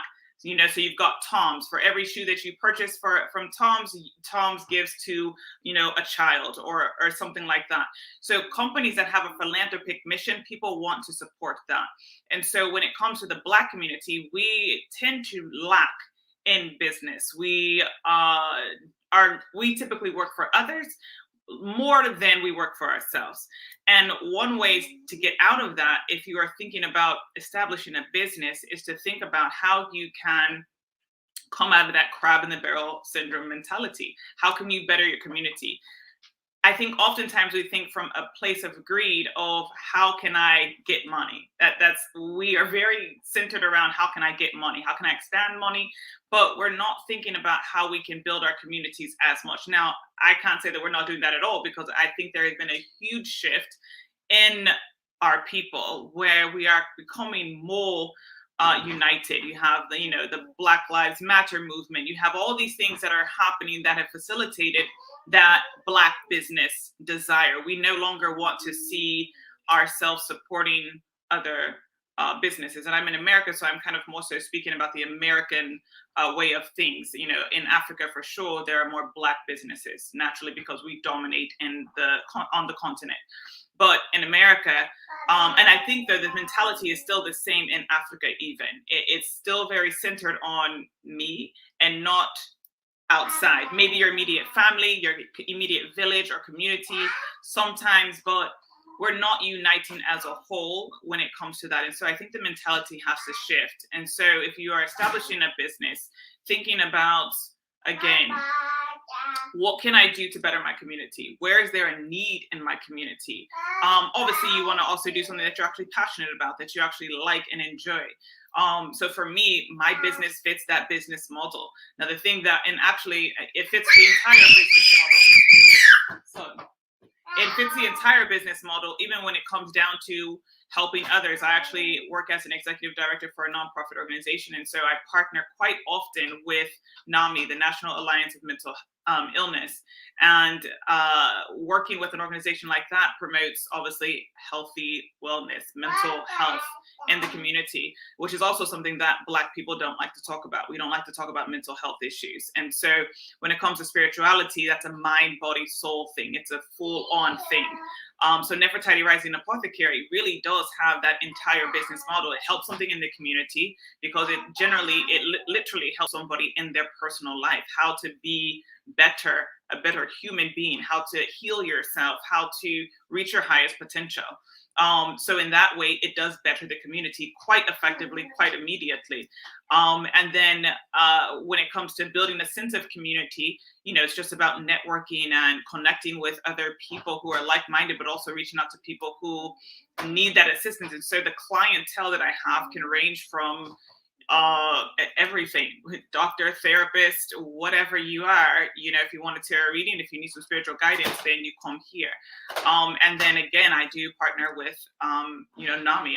I do a lot of mental health kind of things. I'm partnering with ABM right now, and that is how you better your community. So the crab in the barrel syndrome and mentality, we really have to get out of that. We have to get out of the mentality of me, all for myself. And I think racism played a huge part in that great divide when it comes to our mentality. We are no longer thinking for our community as a collective as we traditionally used to. We have become more centered on the independence of oneself, of building the self, focusing on the self and just the immediate things that gratify the self, which is typically your immediate family. And that's kind of it. And so I think the crab in the barrel syndrome mentality is just really killing our people. It's really causing a great divide amongst us. And if we can start to refocus the way that we do things, especially when it comes to business, we can be more effective in our communities and also with each other. So that's pretty much, you know, me and a little bit about what I think when it comes to the crab in the barrel mentality. And I think also when it comes to the corruption part of stuff, you know, again, that's a crab in the barrel syndrome mentality. You know, I remember doing a friend of mine did a lot of studying on, they were from Kenya, they did a lot of studying on the Kenyatta family and how they handled politics in that community. And it was very corrupt. It was very just about me. Matter of fact, Kenyatta had a quote, you know, as for me and mine, we will all eat. It was like, if you're me and mine, you will eat. Anybody outside of that, we're not really concerned about you. And he was funneling a lot of money from the US government back into his own pockets rather than back into the community. And so the corruption, especially in Africa, is really what kills us. And, you know, you've got our people in positions of power, but when you've got that crab in the barrel syndrome mentality with these high profile kind of people who have the entire continent in their hands, or their specific, you know, in terms of their specific country, their immediate environment, then you create, once again, poverty. You create a lot more issues rather than thinking of, okay, what can I do with this? How can I use my position, whatever your position is, as a business owner, as an individual, whatever you are, whatever you do, how can you use your position to better your community and to be responsible for what you are accountable for? And if we saw more politicians in Africa, if we saw more business owners in Africa doing this, then it would raise the integrity of the community, it would raise the vibration of the community, and it would also help unite and solve a lot of problems. And we would be able to collectively rise rather than just a few families or a couple of people. And so those are my thoughts there.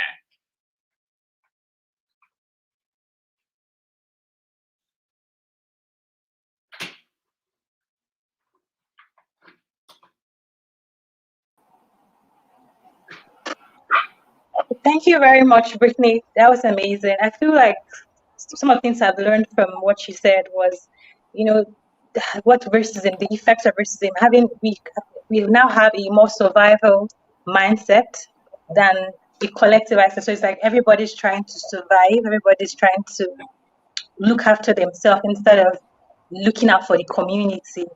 And I've never seen it in that light before. So thank you very much. So now, but as businesses, and with the challenge businesses face or African businesses face, we are actually trying to survive. We're actually trying to, business is actually trying to survive. Business is actually trying to, stay afloat. So maybe that's why they do have that mindset. How do you think we can, balance that, trying to stay afloat, trying to look after ourselves, trying to ensure that our businesses, stay afloat, and yet looking out for the community as they were?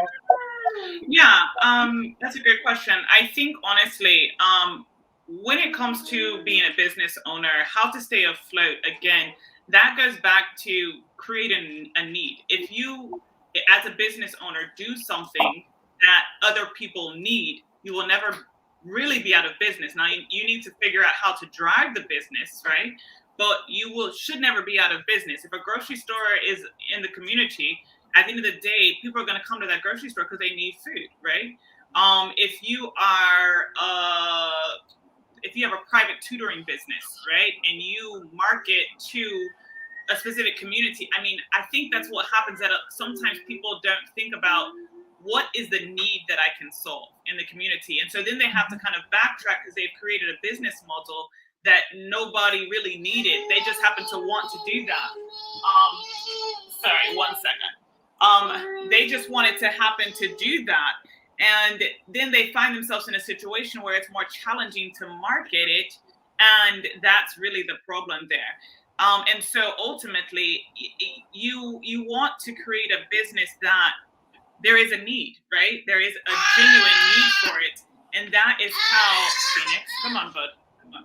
And that is how you will be able to ideally be more effective in that, But at the end of the day, we do have to eat. So you do have to think about self. But to me, you also want to think about on a broader perspective as well. And so for business owners, that would be the thing that I would look at. If a business was looking at how to stay afloat, okay, so maybe there's something in my business, a product that I can deliver, a service that I can deliver that is more niche specific to a need, right? And that's one way that you can kind of change the business while you actually, if you're already in business and you can't backtrack, you know what I mean? Re-looking at that business and seeing, well, what can I do differently? If it's a clothing store and business is not just really picking up, okay, so maybe there's a specific print, or maybe you can carry uniforms, or maybe there's something that you can do that will drive your business more while also bettering your community, because school kids need uniforms, right? So thinking like that would change the dynamic very quickly, I think. Yeah, thank you very much, Brittany. Thank you, Brittany. Thank you. Thank you for those amazing speech. Now I'll be reading some comments from the people in the house. There's Leia sending greetings from St. Lucia. Hi, Leia. We also have Theo greeting United States of Africa, and that's all. So now we are going to our next guest. How will I introduce him? Yeah, by the way, can you hear me? Sorry, can you hear me? Yes, now we can hear Welcome, you. brother Jared. We can hear you. Yeah, awesome. Thank you. Welcome. How you doing? I'm fine. Thank you. I'll introduce you guys. The brother Giraji Terso. Did I get it right? Thank you. That is an innovation entrepreneur, farmer, data science, and blockchain enthusiast with leadership and product management with agri-tech expertise. Kevin is a business development professional for startups and high growth companies. He's the founder of Agritech and Social Innovation Hub, Nigeria, and currently the head of communications, Africa Chamber of Digital Commerce, ACOFDC, a diaspora-led nonprofit domiciliated in the US. Good afternoon, Brother Jiraj. Can you speak a little bit about doing business Africa in Africa after AFCTA, please? Yeah, thank you for having me at the African Business Forum. My name is Gerard Kelvin Teso. I'm the head of communication for the African Chamber of Digital Commerce, ACOFDC, the diaspora-led non-profit domiciled in the US, Minnesota precisely. Before I go into the topic of the day, which is doing business in Africa after the African Continental Free Trade Agreement, I would like to first and foremost dive into the concept of African unity, which began in 1963, when our leaders, our forefathers, came together under the umbrella of the Organization of African Unity to champion the political unity of Africa with the primary aim of eliminating colonialism in Africa. And with the elimination of, or with the apartheid in South Africa being eliminated, to a very large extent, unity was successful. But then the next phase of the unity is economic and industrial unity. And of course, the name of the game is collaboration and partnership.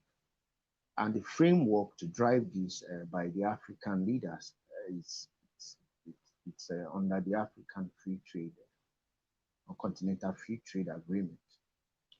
And one of the things that we inherited as African, we inherited from eliminating colonialism was the colonial economic model that characterizes that was characterized by market fragmentation, lack of industrial capacity in Africa, over reliance on primary goods, whereby we export crude oil in Nigeria and then import refined petroleum for our automobiles, whereby we export raw materials such as cocoa and import coffee, chocolate, and the likes.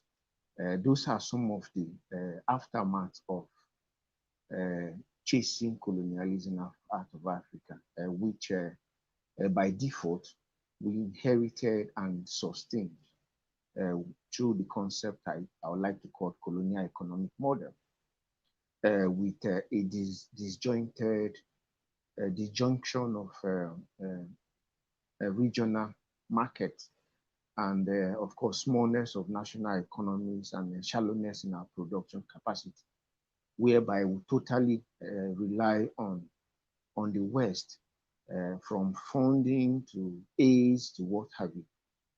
But that brings us to the next phase of African unity, which is tied under the concept of economic integration under the framework of the African Continental Free Trade Agreement, which was brought about by the African Head of State in 2018.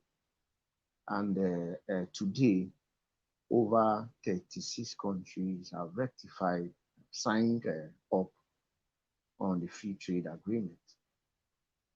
And what this means is opening up economic frontiers across borders in Africa. And of course, the interesting part of the economics of Africa, the Pan-African economics, is Africa have a population of over 1.2 billion. That is by far a very huge market that is competitive to global economies such as India and supposedly India and China. But are we at par to India and China? No. And then, of course, Africa have a combined GDP of over $3.4 trillion. And of course, with the combined trade, an output of less than 3%, it's disheartening to know that just Singapore does trade an output of over 6%. It therefore means that a lot, we need to begin to ask ourselves questions like, how do we leverage the African Continental Free Trade Agreement to unlock opportunities, economic opportunities in Africa, to drive industrialization in Africa, to create jobs and economic opportunities in Africa. What COVID has taught us is that digital and electronic commerce is at the fore of global economy, of the global economy. And at the AC of DC, the African Chamber of Digital Commerce, we believe that the African Free Trade Agreement is not just an agreement for trade, but is a tool for economic development.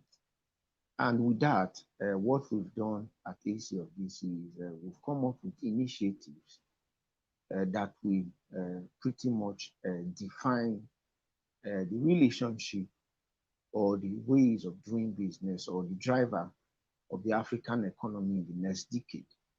And of course, the name of the game in all our initiatives is tied in partnership and collaboration. And I'll be speaking to some of the initiatives that young people like myself and you and listeners on this conference can benefit leveraging these initiatives. But before I go further, I would like to categorically state that the future of Africa lies not in our oil, not in our natural resources, but in our youth. And then again, the driver of this future will hinge largely on our diaspora community and nations. The diaspora community have a very, very huge role to play. And that's why we're the African Chamber of Digital Commerce, the diaspora-led organization, is championing the economic growth in Africa, leveraging the African Continental Free Trade Agreement. We just came out of an amazing event called the Emergent African Forum. The Emergent African Forum is an initiative or a signature event of the AC of DC, the African Chamber of Digital Commerce, whereby we bring together young professionals, leaders in Africa, investors, because of our proximity to resources and investment in Minnesota, because that is where the chamber is domiciled. Of course, we pride ourselves as being in the business of other people's business. So with our closeness or our proximity to resources, in every September, what we've decided to do is we've decided to turn Minnesota, Minneapolis in particular, as a mecca for investment into Africa and, of course, the diaspora nations. Because what we realize is the fate of Africa is quite similar to some diaspora nations such as Suriname, such as Jamaica, whereby, of course, the indigenes there have African origins. So, of course, our target population are both African and, of course, the diaspora nations.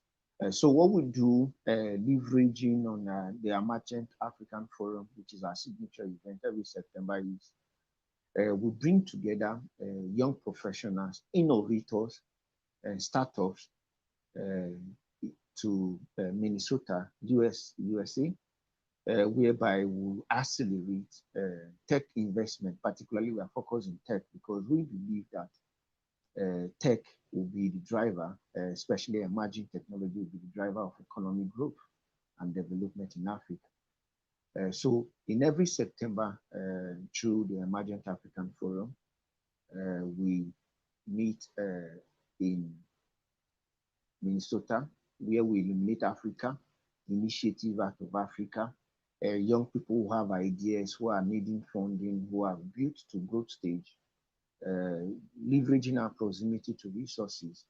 We connect them, matchmaking, making deals, leveraging resources from Prosper Africa, from USAID, from African diaspora, which currently report shows that we have over 146 million diasporan population, that's people of African origin abroad. So leveraging on that huge population, of course their network, and of course their proximity to resources, we illuminate these initiatives and then strike up deals between African nations, between startups, between young people building solutions and innovators. And then again, we realize that for the African Continental Free Trade Agreement to thrive, there needs to be, we need to look at education as education for what? Education for enterprise. There needs to be a radical shift in the education, particularly in Africa. And then that brings us to skill acquisition. We are leveraging a new technology called the low-code, no-code to accelerate talent and skill acquisition in Africa, particularly computer programming, which uses visual representation, whereby one can become, the programming cycle becomes very, very little, short. One can become a full stack programmer using low code, no code in less than 3 months. And that is the technology we are leveraging. And we've had strategic partnerships with D2Fi. D2Fi is one of the leading low code, no code tech companies in the UK and US. We are leveraging that partnership to drive this global remote job mobilization initiative. And with that, we hope to achieve the training of 3.5 million young Africans in the next 5 years. And we are piloting with Nigeria. Currently, we are in the 6th week of the train the trainer training in Nigeria, particularly in the northeast part of Nigeria, where we have the Boko Haram unrest, and where young people need to be taken off the street. What this means is we are targeting leveraging on PPP, public-private partnerships, to train 1 million Nigerians in the next 1 year. And of course, mobilizing remote jobs for them, because what the no-code technology does is in 3 months you become almost a full-stack programmer, especially if you have tech understanding, prior tech understanding before the training. So we are leveraging on that to educate our young people in skill acquisition to prepare for the work of the future of work, and of course to effectively participate in the African Continental Free Trade Agreement, which liberalizes trade across Africa. And what this means is the implication is that for young people who will be trained, they can further go ahead to build up startups, because the component of the training is both digitalization and entrepreneurship. There is an entrepreneurial component in the training that gives you the enablement to leverage upon the training so that you can build initiatives that can scale, market creating initiatives that will turn employ young people across Africa. We are in a very progressive talks to move into Senegal in the Global Remote Job Mobilization Initiative, I think in the next few weeks. that will be yielding fruit. As Nigeria takes off, Senegal will pick up, and then eventually we'll be looking at Morocco and Tunisia in North Africa, and then Kenya in East Africa. And having said that, one of another initiative we are looking at, because we realize that the driver of economic growth anywhere in the world are SMEs, small and medium scale enterprises. And today, the business or the language of the day is startups. Flutterwave and in Nigeria have raised millions upon millions of dollars, employing young people in Africa and across Africa and what have you. So what we've decided to do in regards to building startups across Africa, because we recognize the fact that to leverage on African continental free trade agreement to actually drive trade, because of course, trade brings about growth, trade brings about development. To leverage on the trade agreements to drive growth, we've set up what we call the African Startup Room, leveraging our closeness to investment, particularly to Silicon Valley and the likes. What we've done is, with our partnership with angel investors and the likes, we connect young people building initiatives in Africa virtually to angel investors and investment companies for deals. We are having in another section next month, pioneering section next month. It's just been launched. And I will encourage young people hearing this conversation to reach out to me through Daniel, so that possibly we can get them on the African Startup Room, especially those building initiatives and startups who are investment ready. We are particular about those who are investment ready, those who are needing capital to scale. So that is one of the initiatives that we are equally leveraging to drive economic growth and development in Africa. Another is the AFCTA fund.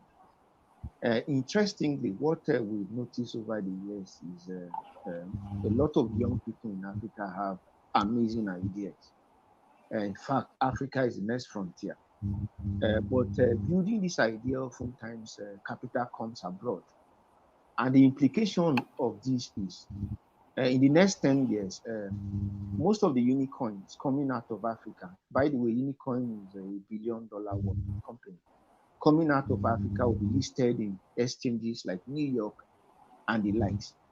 What we've done to actually address that is to put together what an AFCTA fund, the $100 million fund, to actually inject into young people that have ideas.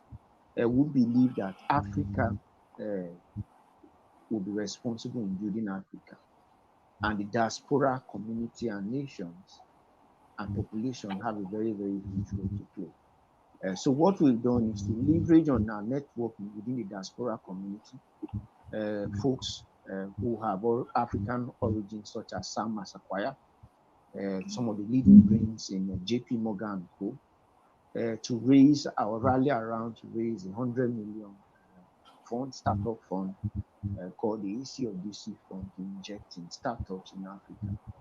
Young people who have ideas in Africa, believing that this money will stay back in Africa to have a multiplier effect, and then of course create an employment and the needed development we hope to see to actualize the African 2063 agenda, which is the African we want to see.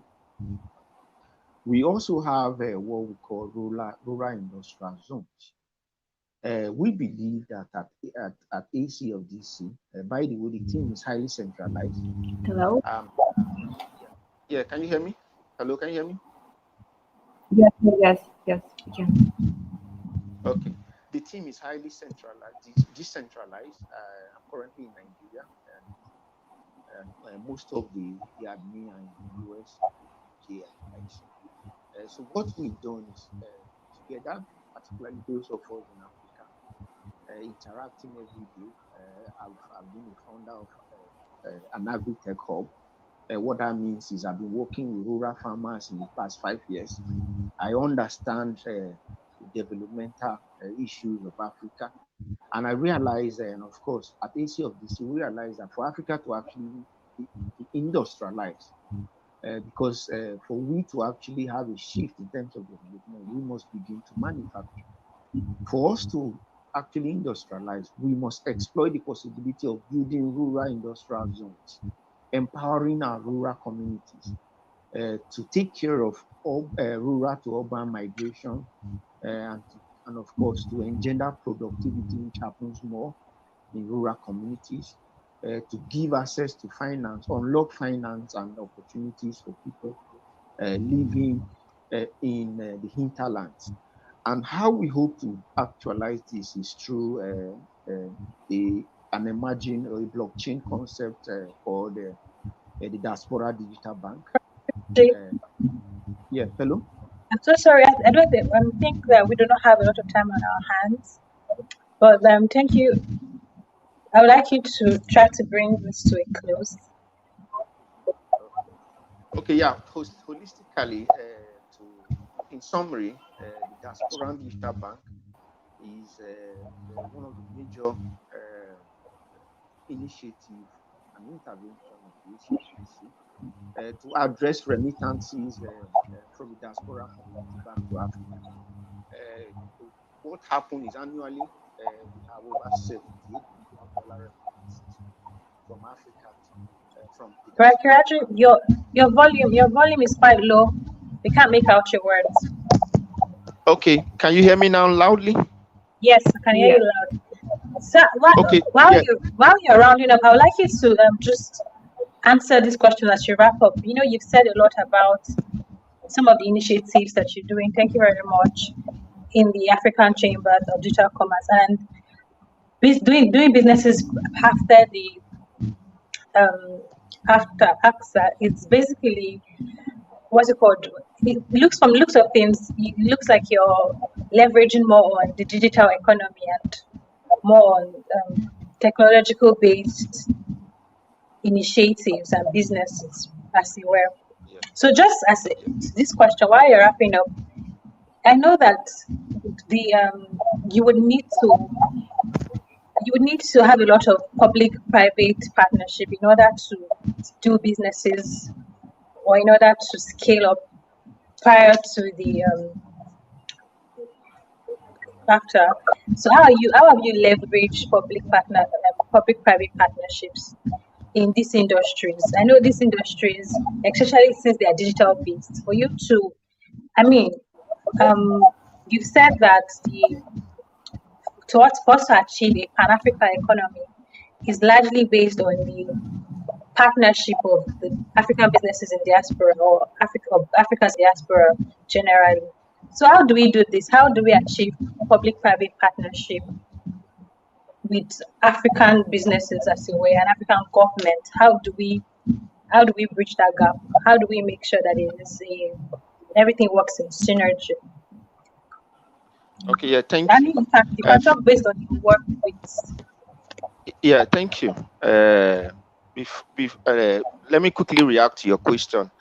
First, at AFCTA, we acknowledge the fact that businesses in Africa are mostly informal. A lot of SMEs in Africa are pretty much informal. And of course, what we do is we thrive largely on public-private partnerships. And how we achieve this is we've created a framework called a fractional PPP, whereby, and that's our business model, we used a model called advocacy as a service. What this means is we create a framework whereby we bring together governments, especially American government, with very huge investment leveraging Prosper Africa. They have a very special fund for Africa called Prosper Africa.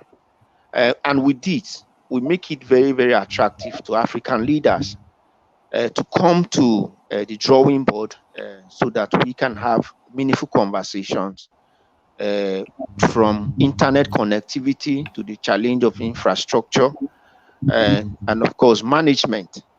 And of course, we create a platform whereby companies such as Facebook leverage us because what we do is from our advisory board, we have people from Facebook, people from Google, and the likes, and they leverage the chamber for their corporate social responsibility. What this means is like the initiative of Global Remote Job Mobilization Initiative is strictly funded through PPP, public-private partnerships.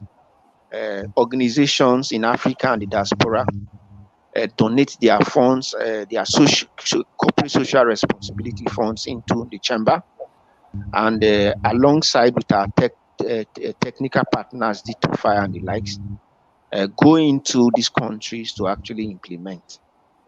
So how we've been able to actualize or how we are achieving this is largely through public-private partnership. But this is enabled through a framework called fractional PPP that enables organizations and individuals, particularly diaspora, contribute as low as $5K to $2K to be able to train or inject or more or less enable trade in Africa or develop Africa. So that is one of the ways that we've been able to engender the public partnership ecosystem in Africa, and then of course the diaspora nation. And then to round up on the diaspora digital bank, which is very, very critical, is we realize that remittances that comes to Africa is in the tune of over $78 billion. And with that, over 12% of that sum goes to fees. So we are using a model called a blockchain model that enables remittances at almost 0% or at a very, very limited limit. So that the diaspora in Tunisia that wants to actually inject finances into Tunisia can use the diaspora digital bank to channel back finances back to Tunisia. And of course, the fees goes back through the rural industrial zones to build hinterlands of Tunisia. And those in Nigeria funnel back money through remittances to Nigeria and the likes through the diaspora digital bank. Is a model that we are leveraging on partnerships. So far with the network we have from JP Morgan, which is one of the best banks in the world, with Africans there. We have people like Akon, who are so passionate about building and giving back to Africa. We have people who like such as Ibrahima Niang from EY in Canada. Those are leading executives, global executives in the world who are on this project, who are passionate about Africa, who are passionate about giving back to Africa. And what I am here to do is to encourage young people to leverage these platforms to access opportunities and, of course, funding for their initiatives. So thank you for having me. I'll now take questions. Thank you. Brother Kijari, could you quickly highlight these opportunities that are available for young people? You know, your volume was quite low before. I know you mentioned something about the low code, no code initiative. And then there are some other ones you mentioned that gives people access to funding. Can you just quickly highlight them and how they can reach out to you on social media, or what platforms they can reach out to you through, and how they can access opportunities? Okay, yeah, thank you. Yeah, thank you. Technology, digital economy. We're in an era of digital economy where technology will accelerate or lift a lot of young people in the next 5 years across the poverty line. So what we've done is to leverage on a new technology called low code, no code. Low code in the sense that it requires little time to master programming. It actually uses a technology called visual programming, whereby instead of the normal life cycle of a full stack programmer that goes up to 2 to 3 years, you can be a full stack programmer using the low code, no code technology in less than 3 months. Brother Kijari, sorry to interrupt you. How can people access? How can people connect to you? How can they leverage on this opportunity? Because our time Okay, yeah. is fast. What you need to do is just reach out to me at Kelvin at acofdcinc.org, or shoot us an email at info@acofdcinc.org, or follow us on our social media handles, LinkedIn at African Chamber of Digital Commerce.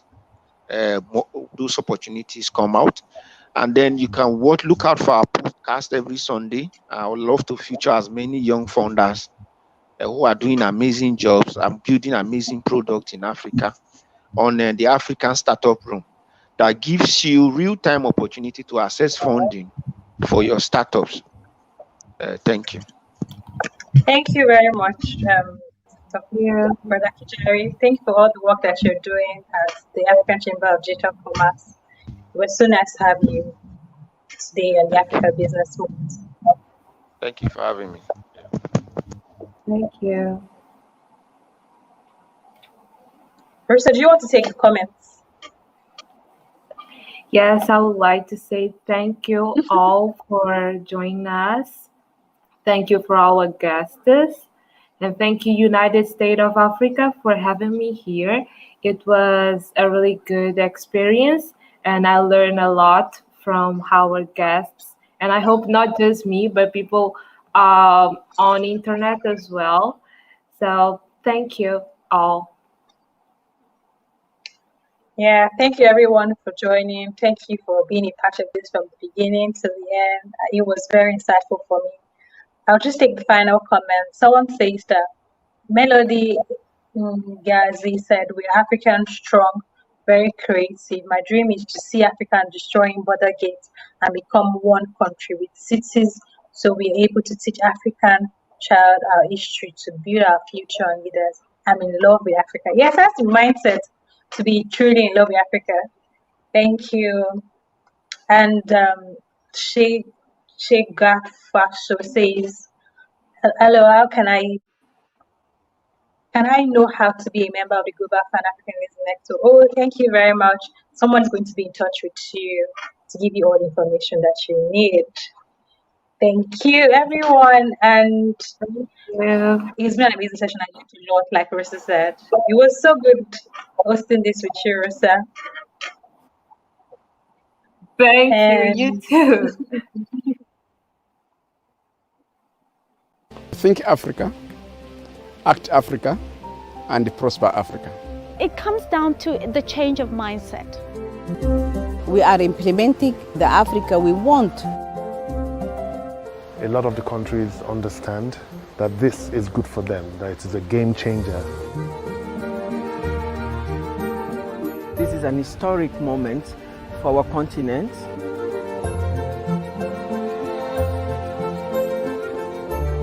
So this is entirely African driven.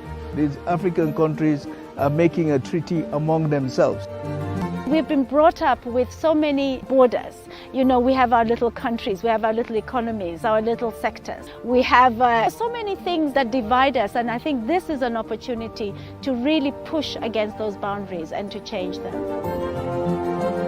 I think you need to be very, very focused in what you are doing. Once you believe in what you are doing, you see, you should not take your either business or job as something that you must do.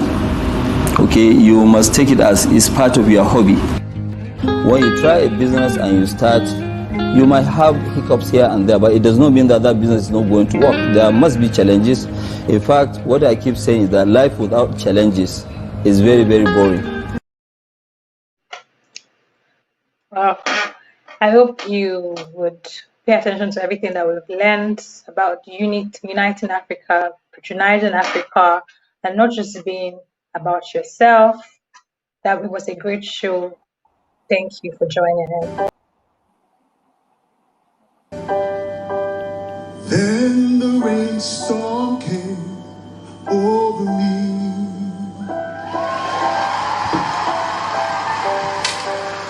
And I felt my spirit break. I had lost all of my belief, you see. see. Realize my mistake. Mine goes back to all the mistakes you've made. Time